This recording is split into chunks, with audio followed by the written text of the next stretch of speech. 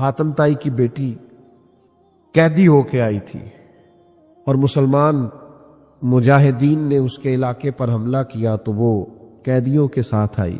حضور علیہ السلام نے اسے آزاد کر دیا. واپس گئی اپنے بھائی عدی بن حاتم سے جا کے کہنے لگی جس سے میں مل کے آئی ہوں وہ بادشاہ نہیں، وہ اللہ کے نبی ہیں صلی اللہ تعالی علیہ وسلم. بادشاہوں کے یہ مزاج نہیں ہوتے، ان کے یہ طریقے نہیں ہوتے. جن سے میں مل کے آئی نا، مل کے حضور سے گئی ہے، لیکن حضور سے ملنے کے بعد اس کے ذہن میں آ گیا یہ اللہ کے نبی ہے. تیری حیات پاک کا ہر لمحہ پیغمبر لگے. حضور سے مل کے گئی اور جا کے اس نے یہ اپنے بھائی سے کہا. تو عدی جو تھے وہ ظاہر ہے حاتم تائی نے زندگی میں بڑے بڑے بادشاہوں سے، بڑے بڑے لوگوں سے ملاقات کی تھی. تو عدی کہنے لگا کہ میں اسی طرح عورتوں کے کہنوں پہ نہیں مانتا، میں خود جاؤں گا. عدی آئے مسجد میں، حضور تشریف فرما. سادی سی مسجد، غلاموں کے بیچ آقا تشریف فرما، اور بڑا انفرادی سا رنگ ہے، بڑی سادگی ہے. عدی کہتے ہیں دل پہ چوٹ آئی. یہ بادشاہ ہوتے تو محل ہوتا، یہ بادشاہ ہوتے تو لاؤ لشکر ہوتے، ہٹو بچوں کی داستانیں ہوتی، لیکن یہ سادگی، یہ خوبصورتی، یہ وزاداری، یہ غریب پروری، یہ بندہ نوازی، دل پہ چوٹ لگی. لیکن میرے دل میں خیال آیا کہ مسجد تو سادی ہے، شاید گھر بڑا عالیشان ہو. یہ بھی ہوتا ہے، یہ بھی ہوتا ہے. ہم نے دیکھا ہے بعض جگہوں پہ لوگ اپنے ذاتی گھر تو بڑے اونچے بنا لیتے ہیں، لیکن اپنے ابا جی کا دربار بنا رہے ہوتے ہیں تو اس پہ ساری زندگی بالے ہی کھڑے رہتے ہیں. گو کیتی ہے تواڈے پیراں دا دربار بندا ہے، تعاون کرو. اور بھئی تیرے بھی کچھ لگتے تھے پیر صاحب، تو بھی کچھ کر. یہ رویے ہم نے دیکھے ہیں الا ماشاءاللہ. بھائی عدی کہنے لگے میں گھر جاؤں گا، گھر دیکھوں گا. میرے دل میں خیال آیا پر قربان جاؤں مدینے والے محبوب کے. حضور فرمانے لگے چل میں تجھے گھر لے چلوں. کہتے میرے دل میں خیال تھا. حضور مجھے گھر لے گئے. پھر میں کاشانہ نور پہ پہنچا. پھر میں اس جگہ پہنچا جہاں حضرت جبریل بھی اجازت لے کے حاضر ہوتے. پھر میں وہاں پہنچا جہاں فرشتے ترستے ہیں دیدار کو، لیکن وہاں بھی میں نے ایک مٹکا دیکھا، 2 پیالے دیکھے، ایک چٹائی دیکھی، کھجور کی چھال کا تکیہ دیکھا. فرماتے حضور میرے لیے کھجوریں اور دودھ لے کے آئے. اور پھر محبوب کریم علیہ الصلوۃ والسلام میری طرف بڑھا کے کہنے لگے تو اسلام پر یہ غربت دیکھ کر کلمہ نہیں نہ پڑھ رہا، ایک وقت آئے گا اور میں وقت لاؤں گا کہ ایک عورت مقام حرا سے اکیلی چلے گی اور آ کے بیت اللہ کا طواف کرے گی، اسے سوائے اللہ کے کسی کا ڈر نہیں ہوگا. وقت آئے گا، حالات بدل جائیں گے. عدی کہتے ہیں میں سمجھ گیا کہ یہ بادشاہ نہیں، یہ اللہ کے سچے رسول ہے. فرماتے ہیں مسلمان ہو گیا. تو جو بھی دروازہ محبوب تک پہنچا ہے، جو بھی بارگاہ رحمت للعالمین تک پہنچا ہے، اسے اللہ کی معرفت مل گئی، اسے جینے کا سلیقہ. اور یار جینے کا کیا، یہ عجیب لوگ تھے نا حضور کے غلام جو شہادت کی دعائیں مانگتے تھے، جو شہادت کی طلب کرتے تھے. یعنی نرا جینے کا مزہ ہی نہیں، مرنے کا بھی مزہ آنے لگ گیا. یعنی لطف اندوز ہونے لگی زندگی، مرنے کا بھی لطف آنے لگا، مرنے کا بھی. یہ تاریخ میں لوگوں نے عجیب نظارے دیکھے ہیں کہ 2 بھائی جا رہے ہیں جہاد کے لیے اور بڑا سلیکٹ ہو گیا تو چھوٹے سے کہا گیا تیری عمر تھوڑی ہے، تو عرض کرتا ہے یا رسول اللہ کشتی کرا کے دیکھ لیں. حضور میں یہ عمر میں بڑا ہے پر حضور میں اسے گرا سکتا ہوں. یہ شہادت کے لیے یہ طلب، یہ ولولہ، یہ جذبہ، یہ کیفیات، او بھائی یہ کب نصیب ہوئی؟ کہ لوگ ہنسی خوشی جان دینے لگ گئے، مرنے میں مزہ آنے لگا، لطف آنے لگا جان دینے میں، اتنا بڑا سرور یہ صرف اس وقت آتا ہے جب معرفت الہی انسان کو نصیب ہو، جب اسے نبی پاک علیہ السلام کے زیر سایہ رہتے ہوئے اللہ کا قرب نصیب ہو، پھر یہ کرم نصیب ہوتا ہے۔ آپ دیکھیے حضرت جابر بن عبداللہ رضی اللہ تعالیٰ عنہ فرماتے، احد والے دن میں نے ایک صحابی کو دیکھا، وہ کھجور کھا رہے تھے، اور کھجور کھاتے کھاتے عرض کرنے لگے، یا رسول اللہ صلی اللہ تعالی علیہ وسلم، اگر اس جنگ میں میں شہید ہو جاؤں تو کہاں جاؤں گا؟ ابھی کھجور کھا رہے ہیں، میں اگر شہید ہو جاؤں تو حضور کیا ملے گا، کہاں جاؤں گا؟ تو کریم فرمانے لگے، بڑی سادی سی بات ہے، اگر تو شہید ہو گیا تو رب کریم جنت عطا کرے۔ تو جتنی کھجور کھا چکے تھے کھا لی، باقی منہ سے نکال دی، تلوار لی، میدان میں گھس گئے، شہید ہو گئے۔ یعنی شہید ہونے میں اتنی دیر کرنا بھی پسند نہیں کیا جتنا کھجور کھانے میں ٹائم لگتا ہے،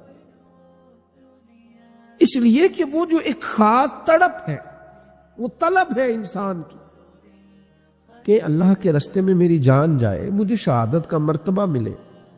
میں نے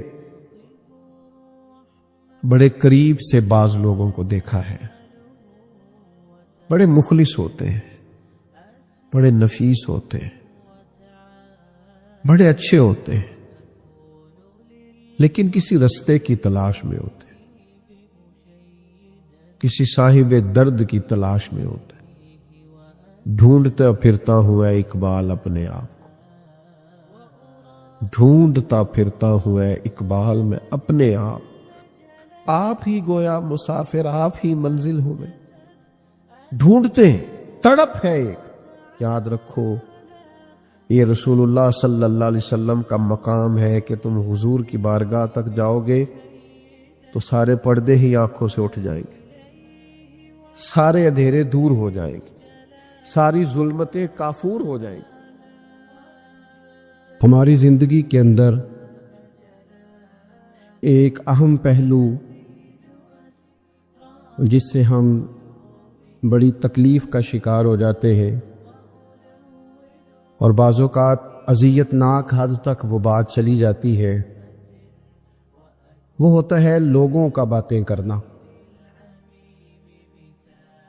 لوگ ایک دوسرے کے بارے میں تبصرہ کرتے ہیں، گفتگو کرتے ہیں، اگرچہ اسلام نے اسے بڑا ناپسند کیا اور غیبت کو زنا سے زیادہ بدتر قرار دیا،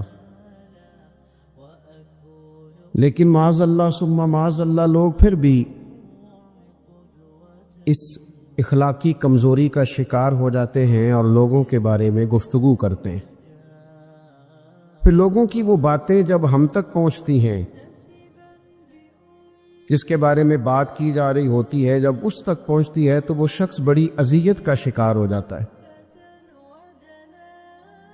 وہ ذہنی تکلیف میں بھی آتا ہے، کرب میں بھی مبتلا ہوتا ہے، اور بعض اوقات خدا معاف فرمائے تو بعض لوگوں میں مایوسی بھی پھیل جاتی ہے۔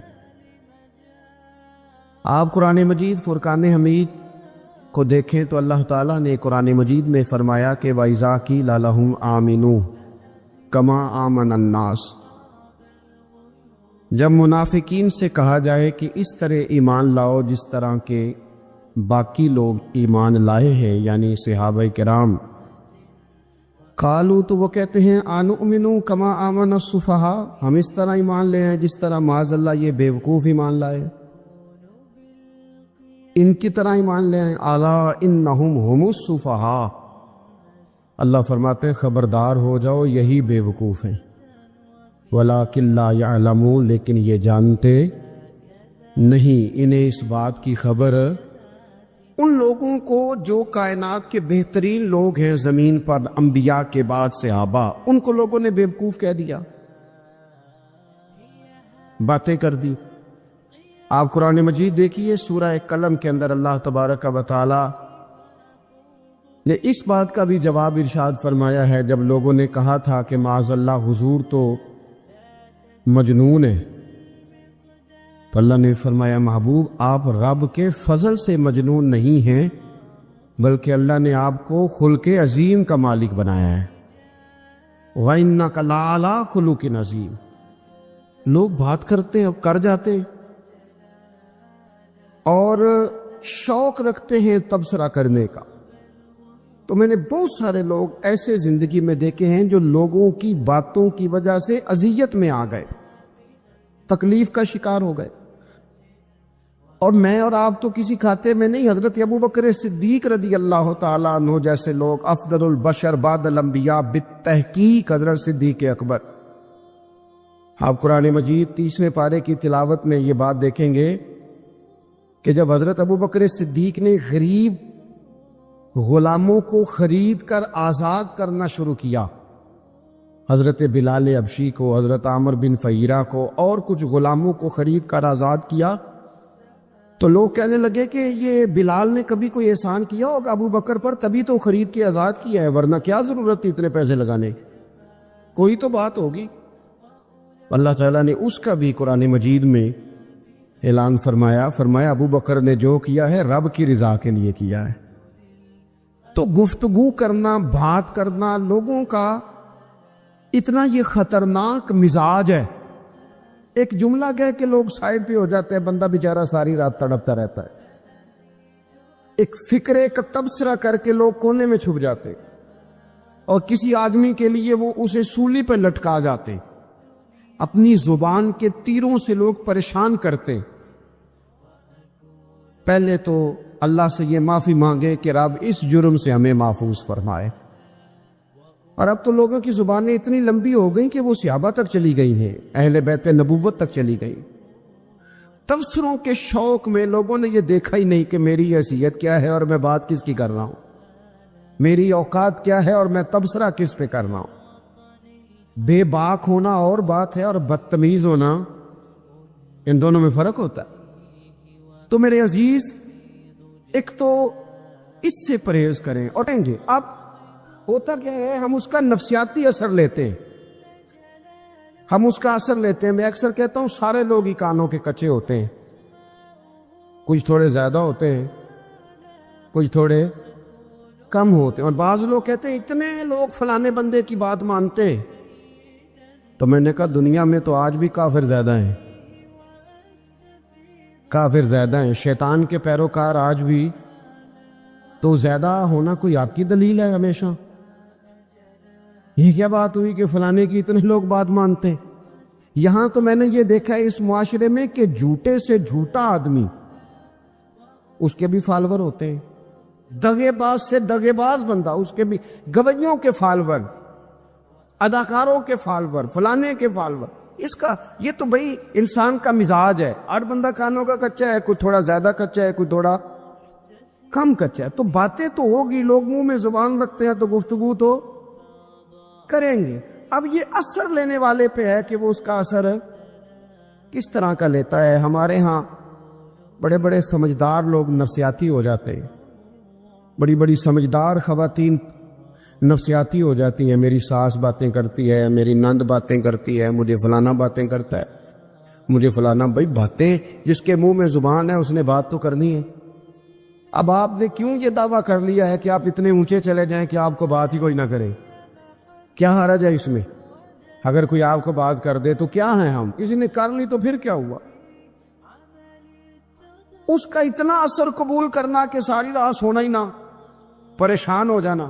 اور بعض لوگ ایسے ہیں جنہیں اتنی باتیں نہیں ہوتی جتنی انہیں ٹینشن ہوتی ہے، یعنی وہ دو بندے کونے میں کھڑے ہیں تو میری ہی بات کر رہے ہیں، اور بھائی تو اتنا اہم نہیں ہے، انہیں کوئی اور کام بھی ہو سکتا ہے، تیری بات ہی انہوں نے کرنی۔ بلا وجہ لوگ سمجھتے ہیں کہ میں بڑا اہم آدمی ہوں، وہاں بھی مجھ پہ تبصرہ ہو رہا ہے، یہاں بھی ہو رہا ہے۔ اس پہلو سے باہر آئیں، اس کمپلیکس سے نکل آئیں۔ ابن حزم کہتے ہیں کہ مصر میں ایک تاجر بڑا کامیاب ہو گیا تھا، بڑا کامیاب تاجر ہو گیا۔ تو زندگی میں جتنے لوگ بھی کامیاب ہوتے ہیں ان سے حسد ہوتا ہے، اس سے بھی اس کے ارد گرد کے لوگوں نے حسد شروع کیا۔ اب تاجروں نے پلاننگ کی کہ اسے خراب کیسے کرنا ہے، وہ ایک دن اپنے گھر سے نکلا، سفید کرتا سفید پگڑی باندھ کے باہر۔ اب 5-6 لوگوں نے پہلے سے منصوبہ بندی کی ہوئی تھی۔ ایک صاحب اسے ملے، کہنے لگے ماشاءاللہ آج تو سفید کرتے پر سبز امامہ سبز پگڑی بڑی ہی اچھی لگ رہی ہے۔ تو ہنس کے کہنے لگا لگتا ہے آپ سو کے اٹھ کے آئے ہیں، پگڑی تو میری سفید ہے۔ اس نے کہا چلو پگڑی تو سبز ہی ہے، باقی آپ نہیں مانتے تو آپ کی مرضی۔ وہ آگے بڑھا تو اب کیونکہ پلاننگ تھی تو ایک شخص اور ملا، اس نے کہا کیا بات ہے سفید کرتے پر آپ کا پیلے رنگ کا امامہ کیا جچتا ہے؟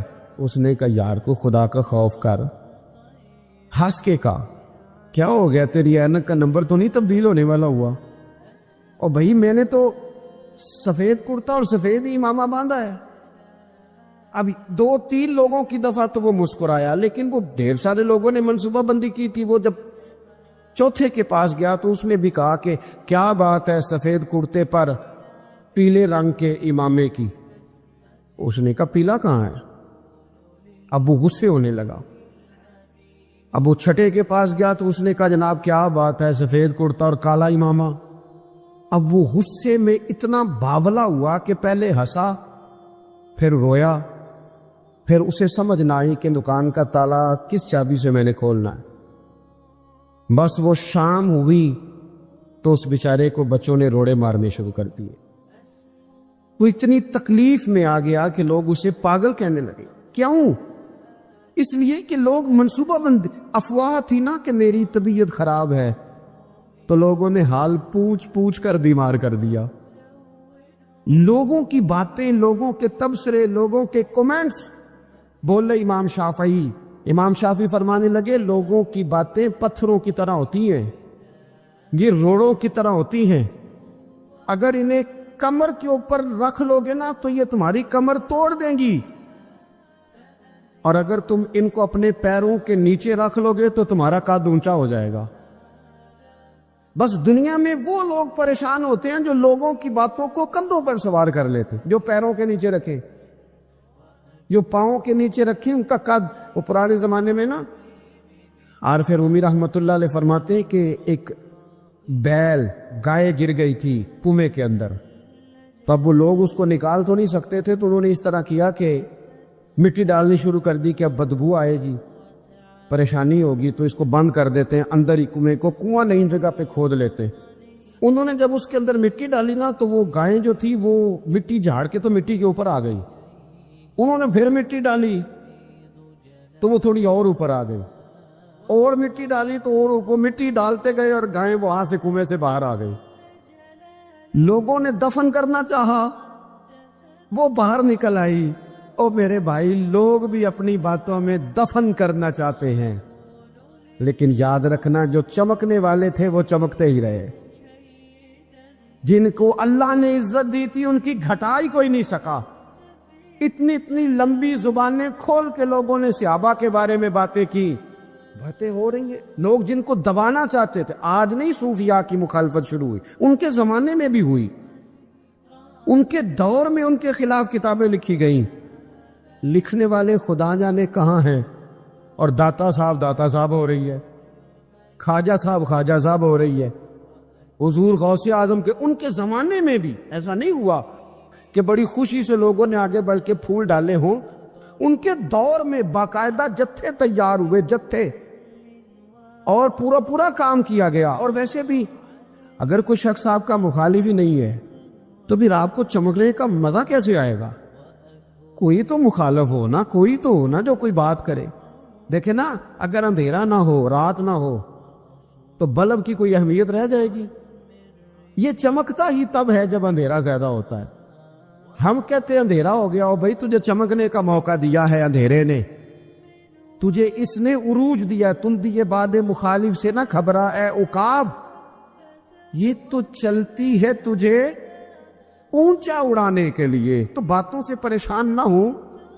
میں نے کہا کہ اگر آپ باتوں کا پہاڑ بنا کے اوپر سوار ہو جائیں گے نا تو قد اونچا کریں گی باتیں۔ جو بندہ ڈسکس ہونے لگ جاتا ہے وہی تو مشہور ہوتا ہے، اسی کی تو بات ہوتی ہے۔ دیکھیں کیا ہوتا تھا بھلا مکے میں، کوئی بندہ باہر سے آتا تو ابو جہل اسے کھڑا کر کے کہتا حضور کے پاس نہ جانا، تو کہتا پتہ تو کروں بھلا نبی پاک کے پاس کیا ہے، پتہ تو کروں بھلا حضور کے پاس کیا ہے۔ تو جن سے تعارف نہیں ہونا تھا وہ بھی تعارف کرا رہے تھے رسول پاک کا۔ تو اس لیے باتوں سے گھبرا جانا، ہاں ایک بات ہمیں کتاب و سنت میں ملتی ہے، اس پر ضرور غور کریں، تہمت والی جگہ سے بچیں، تہمت کا موقع نہ دیں۔ مطلب بلا وجہ ہی اپنے لیے بحث کا دروازہ کھولنا یہ درست نہیں ہے۔ اپنے لیے ہم نہ دروازے کھول لیتے ہیں بحث کے، مفت کی بحث ہو رہی ہے، فلانا بھی ڈسکس کر رہا ہے۔ کچھ چیزیں ایسی ہوتی ہیں جو سب کی سمجھ کی نہیں ہوتی، وہ سب کے سامنے ڈسکس کرنا ضروری نہیں ہوتا۔ حضرت سیدنا ابو ہریرہ رضی اللہ تعالیٰ عنہ فرمایا کرتے تھے، مجھے نبی پاک علیہ السلام نے علم کی 2 تھیلیاں دی ہیں، میں نے ایک کھولی ہے تمہارے سامنے، ایک کھولی ہے، دوسری نہیں کھولوں گا۔ اس لیے کہ ہر بندے کو بات اس کے ظرف کے مطابق کرنی چاہیے، تو موقع نہ دے۔ نبی پاک صلی اللہ علیہ وسلم نے فرمایا، اس بندے نے اپنی، یہ بخاری میں موجود ہے، فرمایا اس نے اپنی عزت اور اپنی جان کو محفوظ کر لیا جو فتنے والی جگہ سے بچ گیا۔ جہاں تہمت لگ سکتی ہے اس جگہ سے بچیں، جان بوجھ کے لوگوں کو موقع نہ دیں باتیں کرنے کا، جان بوجھ کے موقع نہ دیں۔ جامع ترمذی کے اندر حدیث موجود ہے، حضرت سیدنا عمر فاروق رضی اللہ تعالیٰ عنہ نے ایک موقع پر اجازت مانگی تھی نبی پاک صلی اللہ علیہ وسلم سے، عرض کیا یا رسول اللہ صلی اللہ علیہ وسلم مجھے آپ اجازت دے دیں، میں عبداللہ بن ابی سلول کی گردن اڑا دوں، یہ منافق بار بار آڑے آتا ہے، بار بار تکلیف دیتا ہے، آپ مجھے اجازت دیں میں اسے قتل کر دوں۔ تو اب وہ چونکہ کلمہ پڑھتا تھا، ساتھ تو رہتا ہی تھا نا، بہت سارے لوگ اسے مسلمان جانتے تھے، تو حضرت سیدنا عمر فاروق رضی اللہ تعالیٰ عنہ نے اجازت چاہی کہ یا رسول اللہ صلی اللہ علیہ وسلم اگر آپ مجھے اجازت دے دیں، یہ ترمذی میں موجود ہے، یعنی آپ اس جگہ سے بچیں جہاں تہمت لگ سکتی ہے، جہاں بلا وجہ کسی شخص کو شر پھیلانے کا موقع مل سکتا ہے۔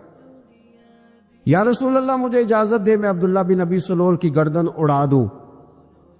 نبی پاک صلی اللہ علیہ وسلم نے فرمایا کہ عمر اگر میں تمہیں ایسا کرنے کی اجازت دوں گا تو لوگ کہیں گے کہ وہ اپنے قریبیوں کو انہوں نے مروانا شروع کر دیا ہے، ساتھ والوں کو ہی مروانا شروع، لوگ تو اسے مسلمان سمجھتے ہیں۔ تہمت والی جگہ سے، بلکہ بخاری شریف میں اسی طرز کا ایک اور پیغام بھی ہمارے لیے موجود ہے۔ یہ جو حرم شریف آج ہمارے سامنے ہے نا، بیت اللہ شریف، اس میں ایک پیچھے مقام ہے جس کو حتیم کہا جاتا ہے، یہ خانہ کعبہ کا حصہ ہے۔ حضور صلی اللہ علیہ وسلم کے اعلان نبوت سے پہلے جب قریش مکہ نے اسے تعمیر کیا نا دوبارہ سے، تو انہوں نے چندے کا کوئی اس طرح کا مزاج بنایا تھا کہ اس بندے سے پیسے لینے جس کے بالکل ہی جائز ہو۔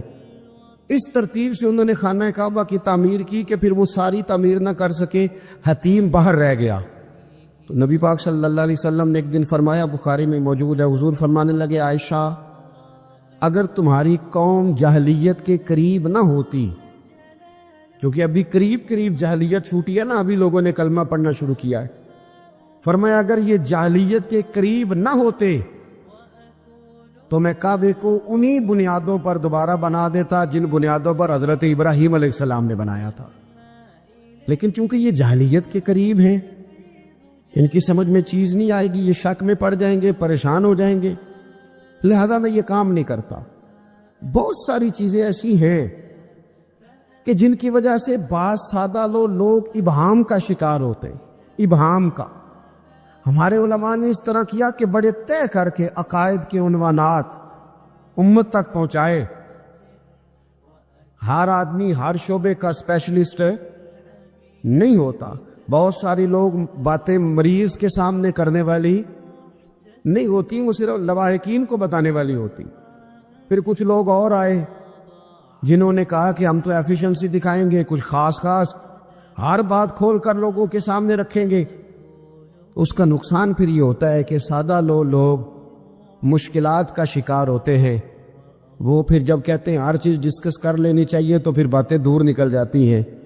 پھر لوگوں نے انبیاء کرام علیہم السلام کی اجتہادی خطاؤں کو ڈسکس کرنا شروع کیا۔ ربنا ظلمنا انفسنا، اگر حضرت آدم یہ لفظ کہیں تو ان کے لیے تو ٹھیک ہے، لیکن اگر کوئی غلام اور امتی اور بیٹا اٹھ کے یہ لفظ کہے تو اس کے لیے ٹھیک نہیں ہے۔ تو میرے عزیز ایسے کام نہ کریں جس کی وجہ سے بلا وجہ بحث کا۔ ہمارے کچھ لوگوں کو شوق ہے خبروں میں رہنے کا، وہ ایسی ایسی باتیں چھیڑتے ہیں جن سے نہ وہ خبروں میں رہ سکے۔ میں نے دیکھا ہے وہ کہتے ہیں جی میں نے کوئی انوکھی بات کرنی ہے۔ بھئی انوکھی بات کرنے سے بندہ مشہور تو ہو جاتا ہے۔ ہمارے زمانے میں مشہور ہی وہ ہوتا ہے جو دوسروں سے ذرا ہٹ کے بات کرے، انوکھی کرے۔ وہ ہمارے لطیفہ لکھا ہے نا، ایک اہل عرب کا ایک ہجا نام کا عربی کا ایک لطائف سنانے والا شاعر ہے، تو وہ کہتا ہے کہ ایک شخص نے ایک دفعہ کہہ دیا تھا گدھا کھانا جائز ہے، اور بڑے بڑے علماء اس کے گھر چلے گئے کہ بھئی کوئی دلیل، کوئی جزیہ، کوئی کہاں سے، کوئی کتاب، کوئی حوالہ، کوئی شے۔ اس نے کہا روز آؤ گے ایک ایک بندے کو بتاؤں گا، کٹھا اسٹیج لگاؤ، ایک کی دفعہ حوالے دیتا ہوں، روز نہیں دیے جاتے۔ اس اسٹیج لگ گیا، دنیا جمع ہو گئی، جنہوں نے کبھی ٹائم نہیں نکالنا، تو یہ ذرا انوکھی بات جو کر رہا تھا، وہ سارے لوگ آ گئے۔ تو وہ اسٹیج پہ چڑھا تو کہنے لگا مجھے جانتا کوئی نہیں تھا، چلو اب بدنام جو ہوں گے تو کیا نام نہ ہوگا، اب قیامت تک کہو گے تو صحیح نا، اس مولوی دے گھر جنہیں ایک بار آخیا نہیں سی گدھا کھانا جائز ہے، چلو بدنام جو ہوں گے تو کیا۔ تو بہت سارے ایسے لوگ ہیں جو ہیں بدنام، پر چلو نام تو ہو گیا نا، بدنامی صحیح، شرارت صحیح، شیطانیت صحیح، لیکن نام تو ہو گیا۔ تو اس لیے کوئی ایسا انوکھا کام جس سے لوگوں کی، میں آپ سے بڑی گزارش سے عرض کروں، اعلیٰ حضرت بریلوی رحمۃ اللہ علیہ نا لالٹین کے اندر مٹی کا تیل جلایا جاتا ہے ہمارے ہاں، تو مٹی کا تیل ظاہر ہے اس سے بدبو آتی ہے، تو مسجد میں وہ جلانا جائز نہیں تھا۔ تو ایک صاحب ارنڈی کا تیل لائے، وہ خوشبو والا ہوتا ہے، وہ لا کے انہوں نے نا اعلیٰ حضرت بریلوی رحمۃ اللہ علیہ کو لالٹین میں ڈال کے دیا اور کہا کہ یہ مسجد میں اس کو جلاتے ہیں چونکہ اس کے اندر سے خوشبو آتی ہے، بدبو نہیں آتی۔ تو وہ جو شرعی عذر ہے نا، حضور نے فرمایا کہ جمعے والے دن غسل کر کے آؤ تاکہ کسی کے پسینے سے ایک دوسرے کو تکلیف نہ ہو۔ کچا لہسن پیاز کھا کے مسجد آنا اس لیے منع کر دیا گیا کہ منہ کی بدبو سے تکلیف ہو، تو مسجد میں کوئی ایسی چیز جو بدبو کا باعث بنے منع ہے۔ اب انہوں نے وہ تیل لا کے لالٹین میں ڈالا جس سے خوشبو آتی تھی اور لالٹین بھی روشن ہوتی تھی۔ اعلیٰ حضرت فاضل بریلوی رحمۃ اللہ علیہ اپنے اس خادم سے فرمانے لگے کہ اب لوگ تو آئیں گے نا، تو ہمارے علاقے میں تو ساری دنیا مٹی کے تیل سے ہی چلاتی ہے، تو اب آپ نے ایک خوشبو والا تیل لا کے ڈال تو دیا ہے اس کے اندر لالٹین میں، پر یہ لوگوں کو بتائے گا کون کہ یہ تیل وہ نہیں ہے؟ لوگ تو یہاں سے دیکھ کے جائیں گے اور جا کے کہیں گے کہ اتنے بڑے عالم کی مسجد میں اگر جل رہا ہے تو ہم کیوں نہ جلائیں۔ تو فرمانے لگے وہ شخص کے حضور پھر حال کیا ہے؟ فرمانے لگے آپ فرضوں کا سلام پھیر کے دعا سے پہلے لالٹین کے پاس کھڑے ہو جائیں، اور جو بندہ گزرے اسے بتاتے جائیں کہ یہ مٹی کا تیل نہیں، یہ مٹی کا تیل نہیں، یہ مٹی کا تیل۔ ہر شخص کے ذہن تک بات اتر جائے تاکہ لوگ کسی ایسی چیز کا شکار نہ ہو جائیں جس سے کہ ان کے مزاج میں کوئی غیر شرعی چیز عروج پکڑ لے۔ تو میرے عزیز ہم نہ کچھ بدگمانیاں لوگوں کے اندر لوگ ڈالتے۔ ہمارے ہاں بالخصوص پاکستان میں جب سے سیاسی فرقہ واریت شروع ہوئی ہے، سیاسی، ہماری قوم کا مزاج اتنی بری طرح خراب کیا گیا ہے۔ ہمارے نوجوان بچے جو بڑے سنجیدہ پڑھے لکھے، ان کی گفتگو اپنے سیاسی مخالف کے بارے میں اتنی لوز کر دی گئی ہے، اتنی کمزور کر دی گئی، اتنی خوفناک کر دی گئی ہے کہ اس طرح تو کبھی نہیں ہوا تھا۔ یہ مزاج جو لوگوں کو دیا جا رہا ہے، قومیں اپنے اخلاق کے طور پر زندہ رہتی ہیں۔ بد اخلاقیاں کبھی بھی انسانوں کو اونچا کر سکتی، پیچھے رہ جاتے ہیں لوگ۔ تہذیب کسی سوسائٹی کا حسن ہوتا ہے، اور اگر ایک سیاسی مخالف کے لیے آپ کا یہ والا مزاج بن جائے، اپنے سیاسی قد کو اونچا کرنے کے لیے آپ ان چیزوں کا سہارا لیں، یہ درست نہیں ہے۔ اخلاقی رویے میں کہوں گا کسی بھی سیاسی جماعت سے وابستگی ہے وہ 100% رکھے جو اس کی سمجھ میں آتی ہے، لیکن اپنے اخلاقی مزاج کو کبھی کمزور نہ ہونے دے، اخلاقی رویہ کبھی کمزور نہ ہونے دے۔ یہ کیسے ہو سکتا؟ دیکھیں ابو جال، ابو لہب، عتبہ، عتیبہ، شیبہ، وہ وہی باتیں کر سکتے تھے جو ان کے مزاج کی تھیں، جو آج تک لوگ کسی بھی دیندار کے بارے میں کرتے۔ تو انہوں نے وہی باتیں آ کے کی تھی جناب ابو طالب کے ساتھ۔ انہوں نے کہا تھا کہ اگر معاذ اللہ ان کو دولت چاہیے تو ہم دیتے ہیں۔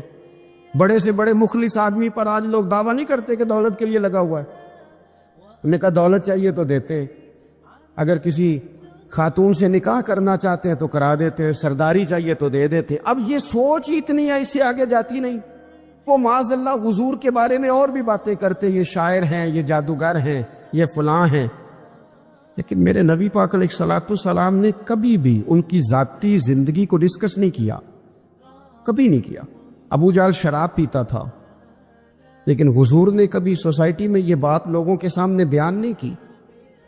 وہ لوگوں کے پیسے دبا لیتا تھا، کئی جگہوں پہ حضور نے پیسے نکلوا کے دیے، لیکن جگہ جگہ گلی گلی کھڑے ہو کے حضور نے یہ نہیں فرمایا کہ یہ اس طرح کا ہے۔ آپ اپنے مخالفین کے بارے میں ضرور کلیم کریں، ثبوت کے ساتھ ضرور بات کریں، یہ ضروری ہے، لیکن آپ کا رویہ اتنا گرا ہوا نہیں ہونا چاہیے کہ لوگ سمجھیں کہ یہ قوم تو اخلاق سے ہٹ گئی ہے۔ آپ اختلاف کریں، لیکن اختلاف کے بھی آداب ہوتے ہیں۔ اس ادب کے دائرے کے اندر رہ کے صحابہ کے بیچ بھی رائے کا اختلاف ہو جاتا تھا، ہو جاتا ہے، ہو جایا کرتا ہے۔ حضور اس اختلاف کو قبول کرتے، بھئی ہو جاتا ہے رائے کا اختلاف اپنوں میں، لیکن اس کے اندر انسان توہین پہ اتر آئے، اس کا لہجہ اس طرح کا ہو جائے جس طرح کی بازاری گفتگو کی جاتی ہے، تو محسوس ہوتا ہے کہ یہ تربیت کا فقدان ہے۔ یہ لہجے باوقار لوگوں کے نہیں ہوا کرتے۔ لہجے کو کبھی برا نہ ہونے دیں، انداز کو۔ لوگ آپ کو چھیڑیں گے، اپنی جگہ پہ کھینچ کے لانے کی کوشش کریں گے، بڑا کچھ لوگ کریں گے، لیکن آپ اپنی جگہ سے آپ تبدیل نہیں ہوں گے۔ آپ کہیں گے یار میرا ایک معیار ہے، میری ایک حیثیت ہے، میں اپنی حیثیت چھوڑ سکتا؟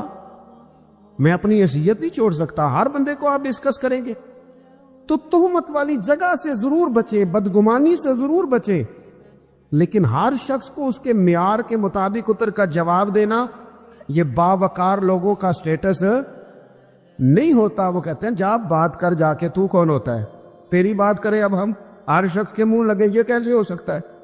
نبی پاک صلی اللہ علیہ وسلم گزر رہے تھے، صحیح بخاری میں موجود ہے، آپ کی اہلیہ حضرت صفیہ رضی اللہ تعالیٰ عنہ آپ کے ساتھ تھی۔ رات کا وقت تھا، حضور گزر رہے تھے، تو صحابہ کچھ کھڑے تھے، تو حضور نے ایک کو بلا کے کہا کہ یہ میری بیوی ہے، صفیہ ہے۔ عرض کرنے لگے حضور مجھے میری ماں روئے، میں کوئی آپ کے بارے میں بدگمانی کرتا؟ تو حضور نے جواب میں کیا کہا؟ محبوب فرمانے لگے جس طرح رگوں میں خون گردش کرتا ہے نا، شیطان بھی اسی طرح گردش کرتا ہے۔ وہ یا حضور بتا رہے ہیں کسی وقت بھی بدگمانی پیدا کر دیتا۔ میں تمہیں بتا رہا ہوں کہ اپنی اہلیہ کے ساتھ جا رہا ہوں، میری بیوی ہے۔ کوشش کریں کہ آپ اس جگہ سے بچے جہاں باتیں ہو رہی ہوں۔ اور اس پہلو پہ تیسری گزارش اس عنوان پر یہ ہے کہ اگر کسی کے بارے میں باتیں ہو رہی ہوں تو فٹافٹ اس کا حصہ بننے کی کوشش نہ کریں، بلکہ آپ کے پاس جب تک کوئی شرعی ثبوت نہیں ہے تب تک آپ اس بات کا حصہ نہ بنیں۔ ہمارے یہاں بات ہو رہی ہوتی ہے تو دو چار بندے دوڑ کے نا اپنا بھی حصہ ڈالتے، بلکہ میں بڑی ذمہ داری سے یہ بات عرض کروں گا، بات لمبی ہوتی تب ہے جب کوئی بندہ درمیان میں کہہ دیتا ہے نا نہیں تجھے تو تھوڑا پتہ ہے، تھوڑا میں بھی کرتا ہوں۔ وہ کئی دفعہ وعدہ معاف گواہ بن جاتا ہے، جا کے دوسروں کو خبر کرتا ہے اس نے یہ کہا ہے، حالانکہ بندہ اس سے پوچھے کہ اگر انہوں نے کہا تھا تو اتنا سجن تھا تو وہاں جواب دے کے کیوں نہیں آیا؟ تجھے چاہیے تھا وہیں جواب دیتا، وہیں جا کے جواب دے دیتا۔ ایک بزرگ کی خدمت میں ایک دفعہ حاضر تھا، ایک بڑے عالم تھے، تو ان کے پاس آ کے ایک شخص نے کہا کہ فلاں آدمی آپ کے بارے میں یہ بات کر رہا تھا، تو وہ ہنس پڑے، فرمانے لگے پھر آپ کہاں تھے؟ کہنے لگے میں وہیں تھا۔ فرمانے لگے میرا اور آپ کا رشتہ کس طرح کا ہے؟ کہنے لگا جی میں تو شاگرد ہوں، ارادت مند ہوں۔ تو فرمانے لگے پھر آپ میرے پاس سوال لے کے آ گئے ہیں، آپ نے وہاں جواب کوئی نہیں دیا۔ فرمانے لگے اب تو میرے سامنے بیٹھ، پہلے اس سوال کا جواب میں تجھے دوں، پہلے تجھے قائل کروں، اگر تو قائل ہوتا نا تو پھر تو یہ بات لے کے میرے پاس نہ آتا۔ پھر تو وہاں تو کلیئر کر رہا تھا تیرے اندر کجی ہے، تو بات کا حصہ بنا ہے، اور میرے نزدیک اس سے بڑا تو مجرم ہے کہ تو نے بات کو سنا ہے، وہ تو کوئی ہے، اور تو اپنا تھا، تو نے اپنا ہو کے یہ باتیں سنی، تو نے ہاں کی، تو وہاں بیٹھا رہا، تو اپنا تھا۔ اور حضور نے فرمایا محبت تو بندے کو اندھا بہرا اور گونگا کر دیتی ہے، جو کسے دا عاشق ہوئے ہوتے گل اسے دی کردہ ہے، 100 مکر بہانے کر کے او دے ہی مرنے مرد ہے۔ تو نے سن کیسے لی؟ تیرے کانوں نے گوارا کیا؟ پہلے تو مطمئن ہو نا، تو اگر مطمئن ہوتا تو بات آگے وہیں جواب دے کے آتا، جب تو ہی غیر مطمئن ہے تو میں کسی اور کو کیا جواب دوں؟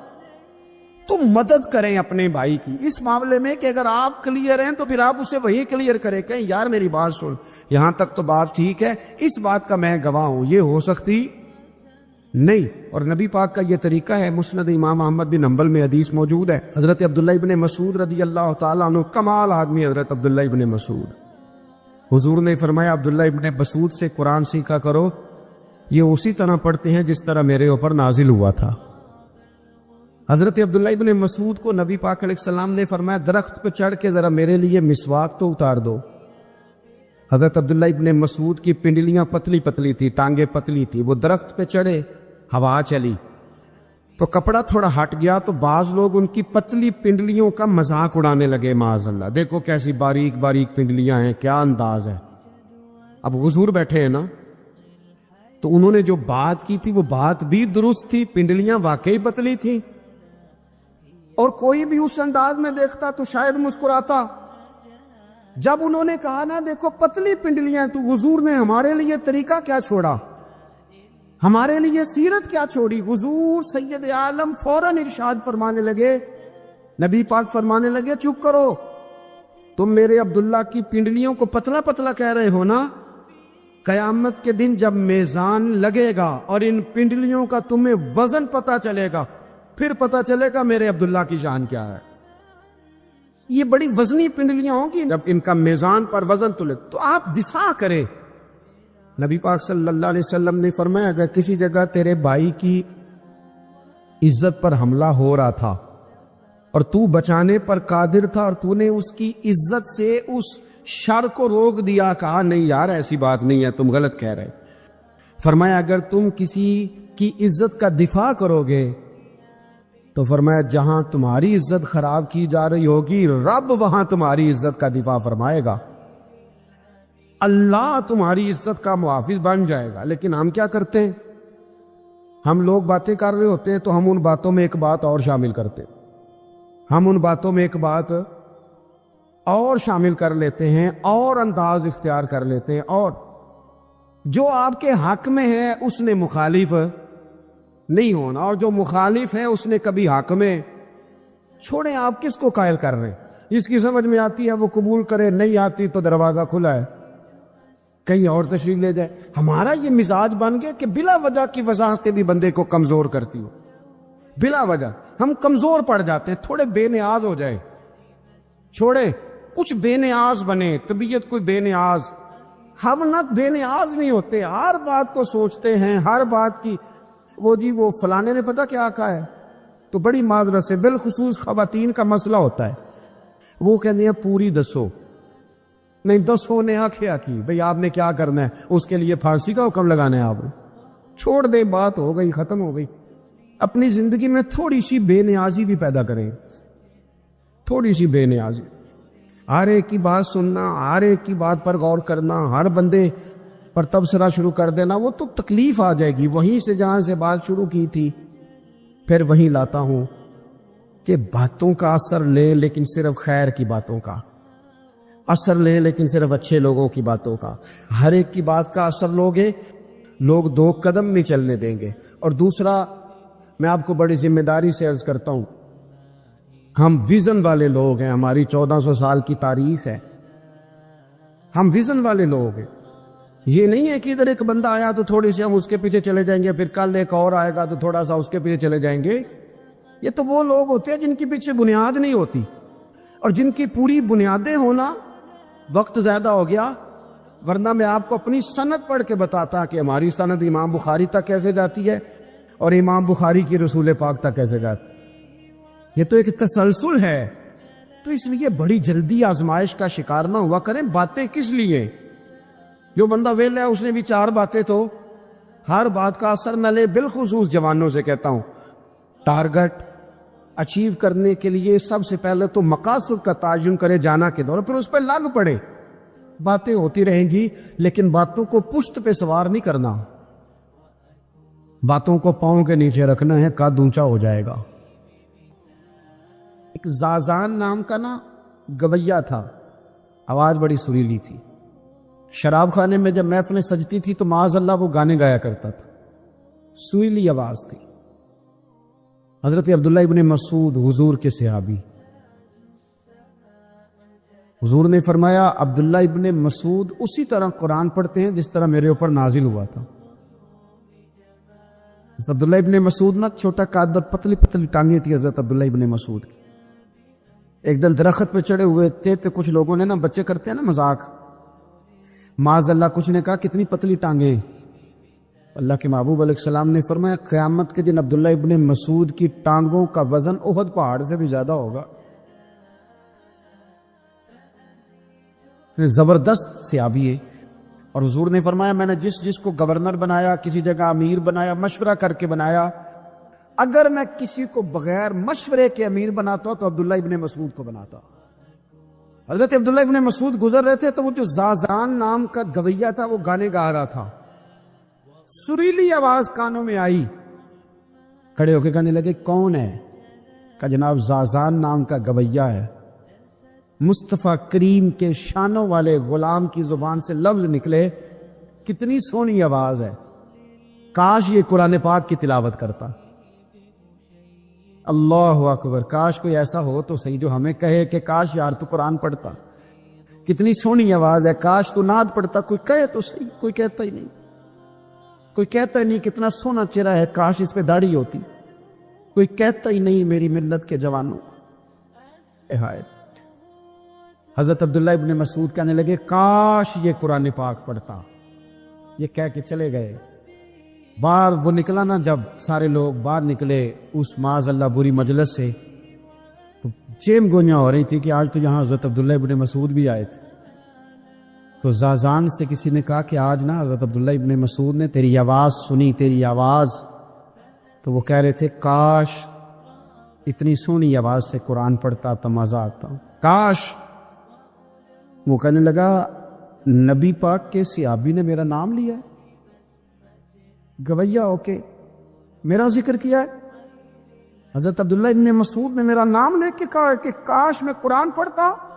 وہ میرے لیے کہا مصطفیٰ کے صحابی نے، حضور سے قرآن سیکھنے والے کی خواہش ہے کہ میں قرآن پڑھوں۔ دوڑے گئے، کدھر ملیں گے عبداللہ ابن مسعود؟ فلاں فلاں جگہ، غسل کیا، وضو کیا، پیروں میں لگ گئے جا کے، کہنے لگے سونیا جس کے قرآن پڑھنے کی تعریف مدینے والے کریں وہ میرے بارے میں کہے کہ مجھے قرآن پڑھنا چاہیے تھا، آج سے میں نے ٹھوکر ماری سارے گانوں کو، سکھاؤ مجھے قرآن، میں قرآن ہی پڑھا کروں، میں قرآن پڑھوں گا، میں پڑھ پڑھ کے سناؤں گا، لوگ میری زبان سے اللہ کے کلام کی تلاوت سنا کریں گے۔ کوئی بیٹھا ہوا مجھے دور دعا دیتا ہے، میں ڈوبتا ہوں سمندر اچھال دیتا ہے۔ دیکھیں نا، انسان پر اگر کوئی شخص نیکی کر دیتا ہے، احسان کر دیتا ہے، تو انسان اس کے سامنے پھر گردن نہیں اٹھا سکتا، یار یہ میرے مشکل وقت کا دوست ہے، اس نے میرے ساتھ نیکی کی، کبھی بھی گردن نہیں اٹھائے گا، جھکا کے رکھے گا۔ تو اگر عام کوئی نیکی کر دے تو اس کے سامنے انسان کبھی گردن نہیں اٹھاتا، تو جو رب ساری نعمتیں عطا فرمائے، جو کہے کہ تیری تخلیق میں نے کی، تجھ سے پہلوں کو بھی پیدا میں نے کیا، تیرے لیے زمین کا بچھونا بھی میں نے بچھایا، آسمان کی چھت بھی میں نے لگائی، تیرے لیے زمین سے ساری اناج کو، پھل کو، کھیتیوں کو نکالا بھی تیرے لیے، اب تو اس طرح کر کہ تو میری عبادت کر، تو میری بارگاہ میں جھک جا۔ بہت سارے نشے لوگوں کو لگے ہوئے ہوتے ہیں، ہر آدمی کوئی نہ کوئی نشہ کرتا ہے، کوئی دولت کا کرتا ہے، کوئی شہرت کا کرتا ہے، کوئی اپنی تعریف کا نشہ کرتا ہے، 2-4 لوگوں سے تعریف سن کے مطمئن ہو جاتا ہے۔ ناراض تو نہیں ہو گیا اس جملے سے آپ؟ کرتے ہیں لوگ دولت کا نشہ بھی. یہ جب نقصان ہوتا ہے تو بندے بیمار نہیں ہو جاتے؟ پیسے ڈوب جاتے ہیں تو لوگ بیمار نہیں ہو جاتے؟ تو اس کا مطلب یہ ہوتا ہے کہ نشہ ٹوٹ گیا ہے. اب بہک ہوئے ہیں نا تھوڑے سے تو کانپتے ہیں، تڑپتے ہیں، پریشان. نشہ ہی اسی طرح ہی کرتا ہے نا، نہیں ملتا تو پریشان ہوتا ہے. یہ سارے نشے ہیں، مختلف قسم کا نشہ. ہم مانتے نہیں اس بات کو، تسلیم نہیں کرتے، کیونکہ تسلیم کرنا بڑا مشکل کام ہے. اس کے لیے تو بڑی ساری چیزیں جو ہیں وہ دبوچ کے اور بڑی سارے رستے پھلانگ کے آنا پڑتا ہے، تو بڑا مشکل ہے ماننا، ورنہ کرتے ہیں ہم. ہمارا مزاج ہے. یہ گھومنے پھرنے کا، دنیا دیکھنے کا بھی ایک نشہ ہے. یہ بہت ساری باتیں کرنے کا بھی ایک نشہ ہے. گپ شپ کا بھی ایک نشہ ہے. دو چار لوگوں کی جب تک پگڑیاں نہ کھول لیں، بعض لوگوں کو نیند نہیں آتی. یہ غیبت کا، چغلی کا، بددیانتی کا یہ بھی ایک نشہ ہے. اس پر ملا رومی رحمۃ اللہ نے بڑا کلام لکھا ہے. وہ کہتے ہیں مانگ کے کھانے کا بھی نشہ ہے، مانگ کے کھانے کا بھی نشہ ہے. وہ کہتے ہیں کہ ایک بھیک مانگنے والی خاتون تھی، تو بادشاہ کے پاس بھیک مانگنے آئی، تو بادشاہ کو پسند آ گئی، اس نے شادی کر لی. اب اس کو عادت تھی بھیک مانگ کے کھانے کی، تو وہ کنیزوں سے کہا کرتی تھی کہ فٹافٹ نہ روٹی لے کے آیا کرو، میں 2-3 دفعہ مانگوں تو پھر لایا کرو. کیونکہ ایک نشہ ہے نا، تو میں مانگوں 2-4 دفعہ تو پھر. تو انسان بہت سارے نشے کرتا ہے، یہ مانتا نہیں. یہ موبائل، یہ فیس بک، یہ سارے نشے ہی ہیں. اپنی فوٹو لگا لینا، سارا دن اسی کو دیکھتے رہنا. اور بڑے بڑے سیانے بندے جو وزادار ہیں، بڑے وزادار لوگ ہیں، لیکن وہ بھی سنجیدگی کے قائل نہیں، اس طرح کے نشوں کا شکار ہیں.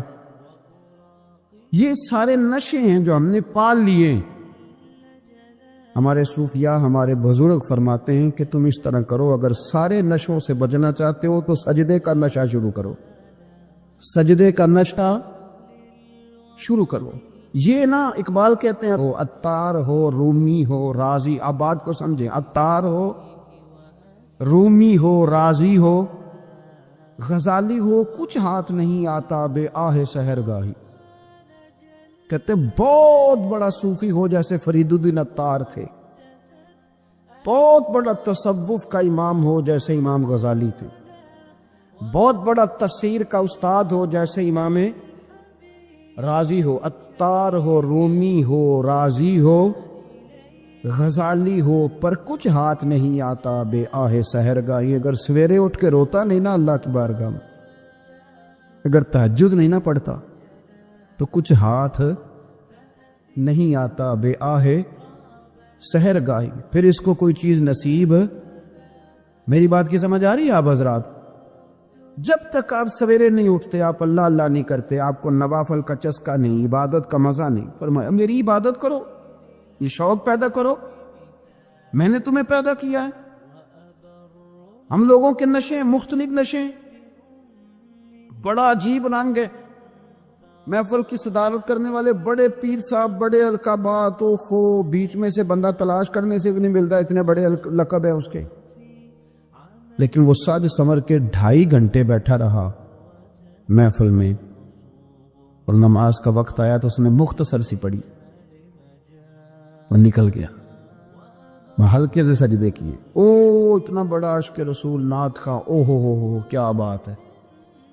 اور عشق رسول کا بہت بڑا پیغامبر، بہت بڑا مبلغ. وہ بیچارہ سمجھ ہی نہیں سکا کہ اللہ کے رسول نے فرمایا تو نماز پڑھ، میری آنکھیں ٹھنڈی ہو جائیں گی. تو یہ نشے کے عادی تو ہیں، پر حقیقت کے قائل نہیں. یہ بس ٹھیک ہے، خوابوں کی دنیا میں لوگ زندہ ہیں، پر جن کو یہ جو نشہ تھا نا عبادت کا، یہ میرے رسول پاک کی چاہت ہے، یہ میرے نبی کریم علیہ السلام کی. آپ دیکھیں نا، حضور مہینوں جا کے غار حرا میں بیٹھتے. کیا وہاں تبلیغ کرتے تھے؟ کوئی کتاب لکھتے تھے؟ رسول کریم علیہ السلام مہینہ رہتے غار حرا میں. کوئی نہ مجھے دیکھے، کوئی نہ مجھے ملے. حضور یہاں کیا ہے؟ فرمایا میں اپنے رب کی عبادت کروں گا. نبی کریم علیہ السلام نے سجدوں کے ساتھ پتھروں اور پہاڑوں کو آباد کر دیا، سجدوں کے ساتھ. آپ کا سجدہ آپ کو بہت ساری چیزوں سے چھڑا لیتا ہے، یہ بہت ساری جگہوں سے جھکنے سے بچا لیتا ہے۔ صوفیاء اولیاء یہ کیا کرتے تھے؟ یہ سجدے کا ذوق ہی تو پیدا کرتے تھے، سجدے کا ذوق۔ شاہ عبدالعزیز دباغ رحمۃ اللہ تعالی علیہ اپنے مریدوں سے فرمایا کرتے تھے کہ اگر تم پکے نمازی بن جاؤ نا، تہجد گزار ہو جاؤ، تو میرے پاس آنا جانا چھوڑ دینا۔ عرض کی حضور کیوں؟ فرمایا میں تمہارے اور رب رسول کے راستے میں رکاوٹ نہیں بننا چاہتا، اب میرا مقصود ہے تمہیں وہاں تک پہنچانا، جب پہنچ گئے تو پھر میری ضرورت ختم ہو گئی۔ ہاں کبھی وسوس آئے، شک پیدا ہو، تکلیف ہو تو آنا، ورنہ میں نہیں چاہتا کہ میں رکاوٹ بنا رہوں۔ تم اللہ اللہ کرو، اس مالک کو راضی کرو۔ میرے رسول پاک علیہ وسلم نے فرمایا بندہ اللہ کے سب سے قریب اس وقت ہوتا ہے جب وہ سجدے کی حالت میں ہوتا ہے۔ کس کے قریب ہوتا ہے؟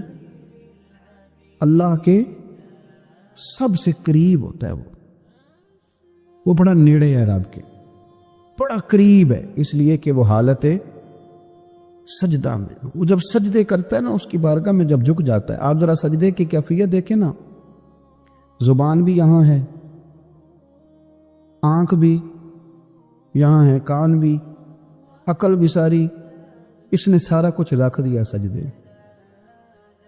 آپ وہ کبھی پیچھے جائیں تو دیہاتوں میں کہا جاتا تھا ناک سے نکیریں نکالو، بہت بڑی سزا ہوتی تھی نا، ناک سے نکیریں نکالو، بڑی سزا ہوتی تھی۔ تو اس نے کہا مالک مجھے کسی نے کہا نہیں، پر دیکھنا میں نے رکھ دی ساری عقل سجدے میں، اور رکھ کے کہا کیا؟ سبحان ربی یا اللہ میں پست ہوں تو اعلیٰ، اللہ تو میرا رب ہے اور تو سب سے اعلیٰ اتنا۔ اور فرمایا جب یہ اس کیفیت میں ہوتا ہے تو پھر یہ اپنے رب کے قریب ہوتا ہے۔ کثرت عبادت، نوافل۔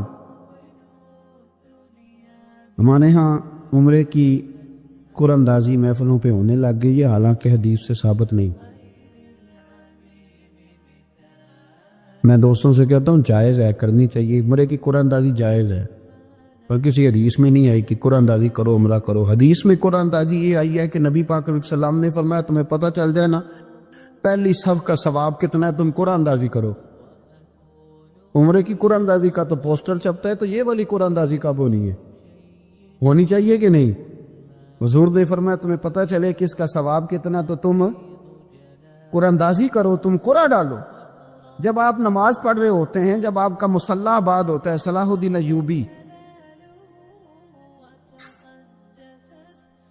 ایک بزرگ سے ملاقات ہو گئی بیت المقدس پر، قبضہ تھا عیسائیوں کا، تو صلاح الدین بڑے پریشان تھے۔ وہ بابا جی کہنے لگے پتر کیا ہوا؟ کہنے لگے حضور پتہ چلا ہے دشمن کے 2 بحری بیڑے اسلحہ لے کے آ رہے، مسلمان پہلے ہی کمزور ہیں، اور اب اگر 2 بحری بیڑے اور آ گئے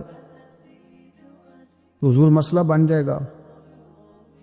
تو میں پریشان ہوں کہ کس طرح یہ کم مسئلے والی ہماری فوج ہے کیسے مقابلہ کرے گی۔ تو بابا جی کہنے لگے پتر اس طرح کرنا، آج رات تو بھی دعا کرنا اور میں بھی کروں گا، تو بھی دعا کرنا، آپ ناراض نہ ہونا، ہم تو پیروں والے ہیں، ہم تو پیروں کے نوکر غلام ہیں، ہمارا تو گزارا ہی نہیں، ہمیں تو ملتا ہے سارا کچھ وہاں سے۔ پھر میرا سوال یہ ہے کہ تعویذ لینے جاتے ہو نفل کیوں نہیں پڑھتے؟ رات اللہ اللہ کیوں نہیں کرتے؟ یہ بھی تو ہمارے بزرگوں کا ہی طریقہ ہے، انہوں نے تو ہمیں سکھایا ہے۔ صلاح الدین ایوبی سے بزرگوں نے کہا کہ رات آج نا اللہ اللہ کرنا، تو میں تیرے لیے دعا کروں گا، تو بھی دعا کرنا۔ تو بندہ جب دکھی ہوتا ہے تو سجدہ کرتا ہے، تو پھر ہی تو مصلی بھیگ جاتا ہے، پھر ہی تو مزہ آتا ہے۔ سکھی بندہ تو کعبے جا کے نہیں روتا، دکھی تھے، تکلیف تھی، تو سر رکھا سجدے میں تو تڑپ گئے۔ اور وہ بابا جی کہتے ہیں میں مسجد آیا تو صلاح الدین چیخے مار کے رو رہا تھا اور کہہ رہا تھا مالک میں کوئی اپنی شان کے لیے تو نہیں نہ لڑ رہا، اللہ کو میں کوئی قبضوں کے لیے تو نہیں لڑ رہا، مالک تیرے لیے لڑ رہا ہوں، مجھے بے آبرو نہ کرنا، میری مدد فرمانا۔ کہتے ہیں میں آیا تھا کہ مسجد میں دعا کروں گا، پر صلاح الدین ایوبی کو روتے دیکھا تو میں لوٹ گیا۔ تو سویرے صلاح الدین ملے تو بڑے خوش تھے۔ میں نے کہا پتر کیا ہوا؟ کہنے لگے حضور وہ بحری بیڑے دو آ رہے تھے نا اسلحہ لے کے، دونوں ڈوب گئے پانی میں ڈوب گئے۔ تو بابا جی کہنے لگے صلاح الدین وہ پانی میں نہیں ڈوبے، وہ تیرے آنسوؤں میں ڈوب گئے، وہ غرق ہو گئے۔ وہ جو تو نے مسلح بات کیا تو وہ تیرے آنسوؤں میں ڈوب گئے، وہ غرق ہو گئے، وہ تباہ اتنے قیمتی تھے تیرے آنسو کے بہا لے گئے دشمن کے بحری بیڑوں کو۔ میرے بھائی ٹھیک ہو گیا جی، میرے عزیز سمجھ لیں اس بات کو ہمیشہ کے لیے، اور اس پر غور کر لیں اچھے طریقے سے کہ میرے رسول کریم سید عالم صلی اللہ علیہ وسلم نے نا ہماری توجہ دلائی، حضور نے ہمیں بتلایا، ہمارا ذوق بڑھایا عبادت کی طرف۔ ایک صحابی تھے حضرت ابو فاطمہ رضی اللہ تعالیٰ عنہ، یہ ترمذی شریف کی حدیث ہے۔ نبی پاک علیہ السلام نے فرمایا ابو فاطمہ قیامت کے دن مجھ سے جلدی ملنا چاہتے ہو کہ دیر کے ساتھ؟ تو کہنے لگے حضور کون ہوگا جو دیر سے ملنا چاہے؟ ہم نے تو جان دے دی وعدہ دیدار پر۔ اعلیٰ حضرت فرماتے ہیں جان دے دی وعدہ اور نقد اپنا دام ہو ہی جائے گا۔ مجھے لگتا ہے کہ یہ سودا نقد و نقد ہو جانا ہے، چونکہ ہم نے جان دے دی وعدہ دیدار پر۔ آپ نے وعدہ کیا تھا کہ مریں گے تو پھر زیارت ہوگی، تو مر گئے ہم زیارت کی خاطر۔ جان دے دی وعدہ دیدار پر تو نقد اپنا دام ہو ہی جائے گا۔ اے رضا ہر کام کا ایک وقت ہے، دل کو بھی آرام ہو ہی جائے گا۔ تو حضرت ابو فاطمہ رضی اللہ تعالیٰ عنہ سے نبی پاک صلی اللہ علیہ وسلم نے فرمایا جلدی ملنا چاہتے ہو کہ دیر سے؟ عرض کی حضور فٹافٹ ملنا ہے، میں نے قیامت کے دن آپ سے جلدی ملنا ہے۔ تو نبی پاک علیہ السلام نے فرمایا پھر اس طرح کرنا، دنیا میں رہ کے سجدے زیادہ کرنا، پھر سجدے زیادہ کرنا، قیامت میں ملاقات جلدی ہو جائے گی، قرب ملے گا تمہیں۔ اپنے بچوں کے اندر لیکن نا ہم شوق پیدا کرتے ہیں، ہمیں صحیح لفظ نہیں بولنے آتے پر ہم بچوں میں شوق پیدا کرتے ہیں کہ پتر ڈاکٹر بن جائے گا تو بڑا نفع کرے گا، تو لوگوں کی خدمت کرے گا، ملک و ملت کی خدمت کرے گا، تیرے ابا کا نام روشن ہوگا، تیرے دادا کی تعریفیں ہوگی۔ ہم یہ ذوق پیدا کرتے ہیں، ہم اپنے نوجوانوں کے اندر یہ فکر پیدا کرتے ہیں، انہیں ہم سمجھاتے ہیں کہ میاں جب تم پڑھو گے محنت کرو گے تو فلاں آدمی کی طرح تمہارا نام ہوگا۔ یہ جتنا ذوق ہم بچوں کے اندر ان چیزوں کو پیدا کرتے، ہمیں حکم ہے کسی طرح ہم ذوق پیدا کریں کہ پتر نماز پڑھے گا تو اللہ راضی ہو جائے گا، تو سجدہ کرے گا۔ دیکھیں نا میرے رسول کریم علیہ السلام نے فرمایا 7 سال کے بچے کو مسجد لے کے جاؤ، یعنی اسے شوق دلاؤ، اس کے اندر یہ خاصیت پیدا کرو کہ اس کا دل کرے مسجد میں جانے، اس کے اندر یہ خصوصیات لاؤ کہ وہ ہمارے ہاں نا ہر چیز کو پروموٹ کیا جا رہا ہے، ہر چیز کو، یعنی سر سنگیت سکھانے کے لیے اکیڈمیاں بن گئی، ہر شے پروموٹ ہو رہی ہے، عبادت کا جذبہ کم ہوتا جا رہا ہے، اللہ کا ذوق ہمارے اندر نہیں رہا۔ اور اتنا مشکل ہم نے اپنے لیے بنا لیا ہے کہ وہ بندہ جو بڑی زبردست مذہبی گفتگو کر رہا تھا اور تگڑی بات کر رہا تھا، کیا بات ہے، لیکن نماز کے بارے میں کمزوری دکھا جاتا ہے، نوافل کے بارے میں وہ چپکے سے نکل جاتا ہے۔ امام احمد بن حنبل رحمۃ اللہ تعالی علیہ، مسند امام احمد بن حنبل 14 جلدوں میں ہے مارکیٹ میں، اور مجھے تو خیر پسند ہی بڑی ہے، میں نے کئی دفعہ پڑھی ہے، اور کیا بات ہے امام احمد بن حنبل کی، کیسے تگڑے قسم کے محدث تھے اور اللہ نے کتنا انہیں اعزاز عطا فرمایا ہوا۔ یہ کوڑے بھی کھاتے تھے دین کی خاطر، سارا کرتا لہو سے بھر بھی جایا کرتا تھا، بڑا اعزاز والا شخص تھے، بڑے اعزاز والے، حدیثیں جمع کرنا، حدیثیں لکھنا، حدیث پڑھانا، سارا دن رہتے تھے، کہہ سکتے تھے کہ میں کر تو رہا ہوں کام، اور حدیث بھی موجود ہے کہ عالم عابد سے افضل ہوتا ہے، پر اس کے باوجود امام احمد بن حنبل رحمۃ اللہ علیہ 300 نفل فرض نمازوں کے علاوہ پڑھا کرتے، 300 نوافل روز پڑھا کرتے تھے. ان کے بیٹے نے کہا ابا جی مکان خریدنا ہے تو وہ جگہ کہاں کر کے لوں, بہت ساری آبادیاں. تو فرمایا پتر وہاں لینا جہاں مسجد قریب ہو. میرے رسول کریم سید عالم صلی اللہ علیہ وسلم اتنا پسند کرتے مسجد کو, اتنا پسند کرتے نماز کو, کہ رسول کریم صلی اللہ علیہ وسلم تہجد کی نماز بھی پڑھتے, پھر حضور فجر کی نماز بھی پڑھتے. نبی پاک وتر کو الگ کر کے پڑھتے, عشاء کے ساتھ نہیں پڑھتے. یہ تو ہم اس لیے اجازت دی ہمارے بزرگوں نے کہ بعد میں اٹھے گا کون علیحدہ وتر پڑھنے کے لیے, عشاء کے ساتھ پڑھ لیں. وتر پڑھتے, تہجد پڑھتے, فجر پڑھتے, اشراق پڑھتے, چاشت پڑھتے, پھر مغرب کی نماز کے بعد 6 رکعت اوابین پڑھتے, پھر رات کو صلاۃ اللیل پڑھتے. سیدہ عائشہ صدیقہ کہتی ہیں زمانہ سو جاتا اور میرے رسول مصلی بچھا کے کھڑے ہو جاتے. او یار کھیتی باڑی کر کے نہیں, محنت مزدوری کر کے نہیں. جناب عائشہ کہتی ہیں میں یہ بھی دیکھتی کہ حضور ایک آیت شروع کرتے تو ساری رات اسی کو پڑھتے, اور میری نظر جاتی تو قدم مبارک پہ ورم آ جاتا. یار نماز پڑھ پڑھ کے, اتنی مشقت کر کے, اتنی جد و جہد کر کے ورم آ گیا. یا رسول اللہ اتنی محنت کیوں کرتے ہو؟ فرمایا افلا اکون عبدا شکورا, کیا میں اپنے رب کا شکر گزار بندہ نہ بنوں؟ صحابہ کا ذوق عبادتوں کا, ریاضتوں کا, تلاوتوں کا, طبیعت ہے ان کی.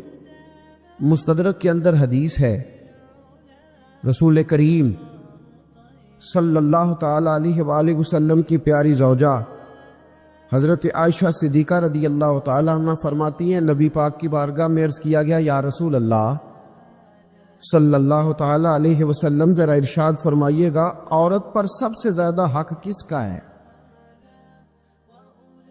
حضور ذرا بتلائیے گا عورت پر سب سے زیادہ حق کس کا ہے؟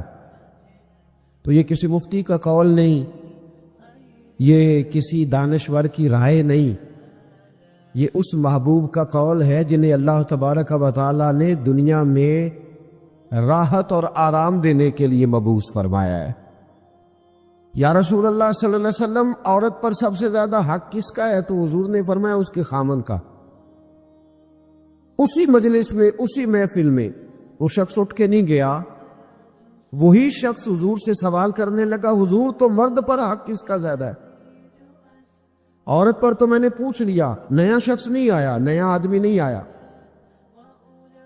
اسی نے اسی مقام پر اسی جگہ کھڑے ہو کے سوال کیا کہ یا رسول اللہ صلی اللہ علیہ وسلم اب یہ بھی ارشاد فرما دیجئے کہ مرد پر سب سے زیادہ حق کس کا ہے؟ نبی پاک نے فرمایا اس کی ماں کا.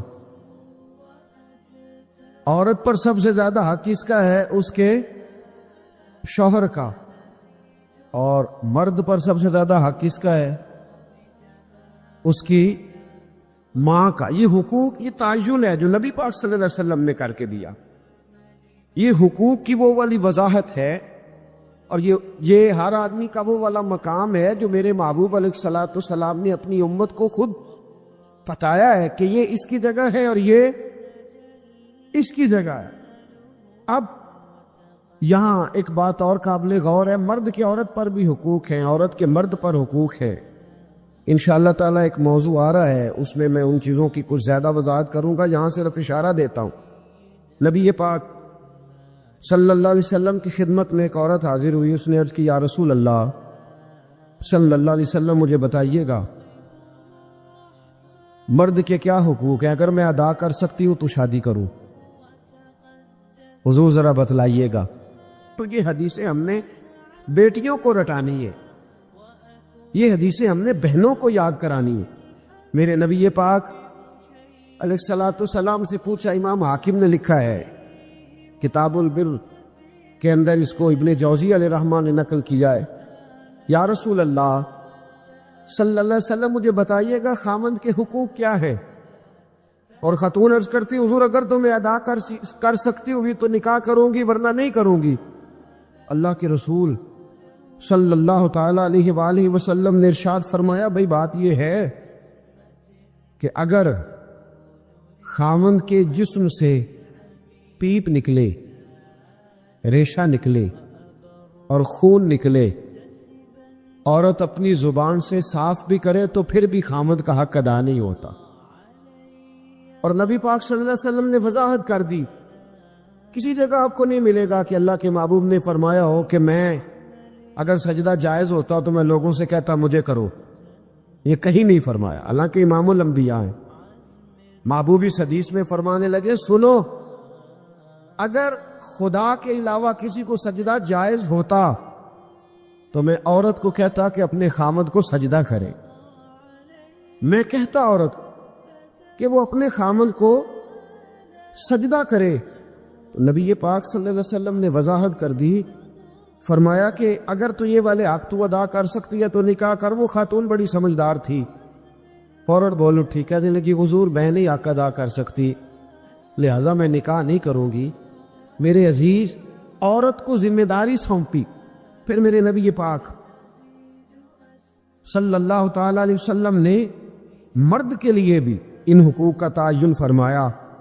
اور اللہ کے رسول صلی اللہ تعالی علیہ وسلم سے جب پوچھا گیا کہ یا رسول اللہ صلی اللہ علیہ وسلم عورت کے حقوق کیا ہے، نبی پاک صلی اللہ تعالی علیہ وسلم سے پوچھا گیا کہ یا رسول اللہ صلی اللہ علیہ وسلم عورت کا حق کیا ہے، تو نبی پاک نے فرمایا جیسا خود کھاؤ ویسا اسے بھی کھلاؤ، جیسا خود پہنو ویسا اسے بھی پہناؤ.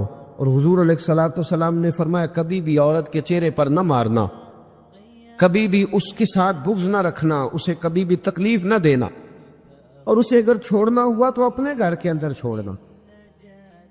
یعنی اگر کچھ لمحے کے لیے ناراض ہونا ہوا تو اپنی ہی چھت کے نیچے نکالنا نہ، بھیجنا نہ. رسوائی ہوتی ہے جب وہ میکے جاتی ہے تو لوگ باتیں کرتے. اگر چھوڑنا ہوا تو اپنے ہی گھر میں چھوڑ لینا، کچھ لمحوں کو ناراض ہو لینا، کچھ ایسی بات کر لینا، لیکن جب اسے نکال دیتے ہو تو مسائل بن. جیسا خود کھاؤ ویسا اسے بھی، جی جیسا خود کھاؤ ویسا اسے بھی. تو نبی کریم سید عالم صلی اللہ تعالی علیہ وآلہ وسلم نے اس بات کی وضاحت کر دی. اب ایک بات جو قابل توجہ ہے جس پر میں آج خصوصی طور پر بات کرنا چاہ رہا ہوں، وہ یہ ہے کہ نبی پاک صلی اللہ علیہ وسلم نے یہ بھی بتا دیا کہ ماں کا بڑا حق ہے، اور حضور نے یہ بھی بتا دیا کہ بیوی کا بھی حق ہے. جو تم نے خود کھانا ہے اسے کھلانا ہے، جو خود پہننا ہے اسے. اب مسئلہ پتہ کیا ہوتا ہے، بیوی کا مطالبہ ہے کہ تو سوائے میرے کسی کی نہیں سنے گا. وہ کہتی ہے کہ چونکہ میں آئی ہوں سارا کچھ چھوڑ کے، اب سوائے میرے تو کسی اور کی نہیں سنے گا. اماں کہتی ہے کہ چونکہ پیدا میں نے کیا ہے، پرورش میں نے کی ہے، جوان میں نے کیا، تو حقوق میرے زیادہ ہیں. یہ حدیث اماں ضرور سنائے گی اگر اسے یاد ہوگی. اب اس کا نقصان یہ ہوتا ہے کہ اگر کسی عورت سے یہ پوچھا جائے کہ تو بتلا کہ بغیر ماں کے کوئی بچہ بڑا ہو سکتا تھا، تو اس نے پال پوس کے تجھے دیا ہے، تو تجھے کیسے کہہ سکتی ہے کہ تو کسی اور کی نہ سن. اور اگر اماں سے بندہ کہے کہ تو خود ہی گئی تھی اس کو دیکھنے، تو ہی اس کو لائی ہے، اب کس طرح کر کے یہ ممکن ہو سکتا ہے کہ خاتون خانہ جو نکاح کر کے آئی ہے، جس کے حقوق کا تعین خود نبی پاک صلی اللہ علیہ وسلم نے فرمایا، اس کو حق نہ دیا جائے؟ کچھ حقوق میاں بیوی کے ہیں. کوئی شخص وہاں بھی تقاضا نہ کرے، کوئی بہن تقاضا نہ کرے کہ میرا بھائی کسی بھی طور پر بیوی کی کوئی بات نہ مانے اور صرف وہ میری طرف ہی توجہ رکھے. کوئی ماں یہ تقاضا نہ کرے، اس لیے کہ اس کے حقوق بھی اللہ اور اس کے رسول نے بیان فرمائے. اور کوئی بیوی کسی جگہ یہ تقاضا قطعاً نہ کرے، کسی مقام پر یہ تقاضا نہ کرے کہ وہ کہے کہ تو بہن کی طرف نہیں دیکھے گا، تو اماں کی بات نہیں سنے گا. اس سے آگے بڑھ کر ایک اور بات ہے، اس پر بھی ضرور غور فرمائیے گا. اگر شوہر چاہتا ہے کہ میری بیوی میرے ماں باپ کی عزت کرے، ان کا اکرام کرے، اچھے لفظوں میں ان کو یاد کرے، تو بیوی کے ماں باپ بھی ماں باپ ہی ہوتے، اس کے بہن بھائی بھی بہن بھائی ہوتے. اگر تو ان کا نام اچھے لفظوں کے ساتھ پکارے گا. ہمارے معاشرے میں کچھ چیزیں شرم کا باعث ہے. کہتے مجھے شرم آتی ہے جملہ کہتے، لوگ چھیڑتے، بچے باتیں کرتے. میرے رسول پاک صلی اللہ علیہ وسلم نے فرمایا تیرے 3 باپ ہیں. یا رسول اللہ کون سے؟ فرمایا ایک وہ جس نے تجھے جنم دیا، پیدا کیا، جس کی صلب سے تو ہے، اور دوسرا وہ جو تیرا استاد ہے، جو تجھے خیر کی تعلیم دیتا، جس کی وجہ سے تو راہ راست پہ ہے، راہ حق پہ ہے، اور تیسرا فرمایا وہ تیرا باپ ہے جس نے اپنی بیٹی دے کے تجھے بیٹا بنایا ہے، تو اس کے حقوق کا تمہیں خیال کرنا۔ یہ کس طرح کی بات ہوئی کہ تو بیوی سے یہ تو تقاضا کرے کہ میں نے آج آ کے دیکھا ہے کہ میری اماں بیٹھی، تم نے روٹی نہیں پوچھی، اور جب اس کی اماں آئے تو پھر تیرے طور طریقے بدل جائیں، تیرا سٹائل ہی بدل جائے، تو ان کا نام لے تو تیرے لبوں پر طنزیہ ہنسی ہو یا تیرے جملوں کے اندر سخت پن ہو۔ ایسا نہیں ہونا چاہیے۔ انسان کو ہر رشتے کو اس کی جگہ پہ رکھنا چاہیے، ہر رشتے کو اس کا مقام دینا چاہیے، ہر رشتے کو اس کا وقار دینا چاہیے۔ نبی پاک صلی اللہ علیہ وسلم تشریف فرماتی حضرت عائشہ صدیقہ کہ ایک بوڑھی عورت آ گئی۔ اس عورت نے جب آ کر کے دروازے پہ دستک دی اور جب وہ بولی نا، اس نے گفتگو کی، اس کے جملے محبوب کے سماعت اقدس سے ٹکرائے۔ کہتے اللہ کے محبوب جلدی سے اٹھ کے بیٹھ گئے۔ حضور نے اس بوڑھی کا استقبال کیا اور حضور نے اسے بٹھایا۔ فرماتی ہر آنے والے مہمان کو حضور بڑی عزت دیتے تھے، بڑا نوازتے تھے، ہر آنے والے مہمان پہ بڑا کرم فرمایا کرتے تھے، لیکن اس خاتون کو زیادہ اعزاز دیا۔ اللہ کے محبوب علیہ السلام نے اس کے لیے کھانا منگوایا، کھجوریں دیں، شہد کے ساتھ تواضع فرمائی۔ فرماتے وہ بی بی باتیں کرتی تو میں دلچسپی دیکھتا۔ کچھ مہمان ایسے ہوتے ہیں نا جو آئیں تو بندہ کہتا ہے اللہ کرے اب چلے جائے نا کسی طریقے سے، اور کچھ ایسے ہوتے ہیں جن کو بندہ کہتا ہے اتنی بھی جلدی کیا ہے، ذرا ٹھہر جائیے، تھوڑا رک جائیے۔ دل کرتا ہے کہ وہ ذرا بیٹھے، ان سے کچھ اور بات ہو، کچھ بات اور آگے بڑھے۔ کس میں ہوتی ہے مہمانوں؟ محبوب پاک صلی اللہ علیہ وسلم نے بہت ہی زیادہ اہمیت دی۔ حضور محبوب کریم علیہ السلام جب وہ باتیں کرتی تو حضور دلچسپی سے سنتے، ان کے سوالات کے جواب بڑی گہرائی اور گہرائی سے دیتے۔ حضرت عائشہ صدیقہ فرماتی ہیں دیر کے بعد وہ بوڑھی اٹھی، کہا حضور اب میں چلتی ہوں۔ نبی پاک نے تحائف تیار کیے، ایک صحابی کو کہا ان کے ساتھ جاؤ اور تحفے انہیں دے دو۔ کہتے ہیں جب وہ بوڑھی چلی گئی تو میرے دل میں خیال آیا حضور اب مسجد جائیں گے، جب رات کو واپس آئیں گے نا پھر میں محبوب سے پوچھوں گی یہ خاتون کون ہے۔ لیکن حضرت عائشہ کہتی حضور تو گئے نہیں، لیٹ گئے، اور بڑی خوشگوار کیفیت میں نے دیکھی، حضور کی مقدس آنکھیں کھلی اور محبوب کے چہرے پر عجیب سی رعنائیاں۔ جناب عائشہ صدیقہ کہتی ہے میں آگے بڑھی اور میں نے قدموں پہ ہاتھ رکھ کے رسول اللہ صلی اللہ علیہ وسلم مہمان تو روز آتے، حضور یہ کاشانہ نور ہے، یہاں روشنی لینے والے تو روز آتے، یہ کون سی بوڑھی تھی کہ آئی ہے تو آپ نے اتنا استقبال کیا ہے، کس انداز میں وقت دیا ہے؟ اور یا رسول اللہ صلی اللہ علیہ وسلم پھر میں آپ کی کیفیات دیکھ کون تھی؟ کہتے حضور اٹھ کے بیٹھے اور میں نے حضور کی آنکھوں میں آنسو چمکتے دیکھے۔ محبوب فرمانے لگے عائشہ یہ میری پہلی زوجہ سیدہ خدیجہ الکبریٰ کی سہیلی تھی۔